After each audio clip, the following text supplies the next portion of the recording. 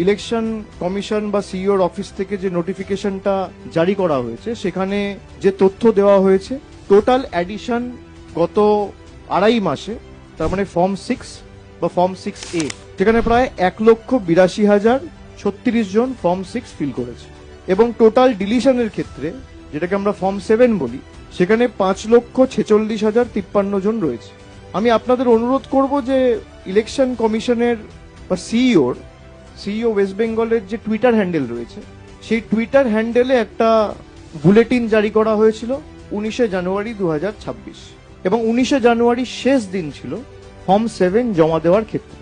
খুব সম্ভবত 14 বা 15 তারিখ অব্দি ছিল, তারপরে ওরা একটা নোটিফিকেশন করে আরো 4 দিন বাড়িয়েছিল। যখন বাঁকুড়ায় বিজেপির একটা গাড়ি ধরা পড়ে ফর্ম 7 বোঝাই অবস্থায় 7-8 হাজার ফর্ম 7 জমা দেওয়ার একটা চক্রান্ত চলছিল, এটা করতে না পারায় ইলেকশন কমিশন বিজেপিকে সুবিধা করিয়ে দেওয়ার জন্য আরো 4 দিন সময়সীমা বাড়িয়েছিল এবং 19th of January last date ছিল ফর্ম 7 জমা দেওয়ার ক্ষেত্রে। সেই যে বুলেটিনটা বেরিয়েছিল, সেই বুলেটিনটা বেরিয়েছিল 7:06 সকালে নয়, অর্থাৎ সারাদিন চলে যাওয়ার পরে 7:06 যে ফর্ম 7 এর সংখ্যা ওখানে ছিল 41,961। আপনারা গেলে আপনারা দেখতে পাবেন এটা এখনো রয়েছে। কালকে যে আপডেটটা ইস্যু করা হয়েছে সেখানে ফর্ম 7 এর ক্ষেত্রে সংখ্যা দেওয়া হয়েছে 5,46,053। তো এই 5 লক্ষ অ্যাডিশন হলো কোত্থেকে? আমাদের প্রথম প্রশ্ন। এগুলো আমরা ধাপে ধাপে সব সুপ্রিম কোর্টে জমা দেবো।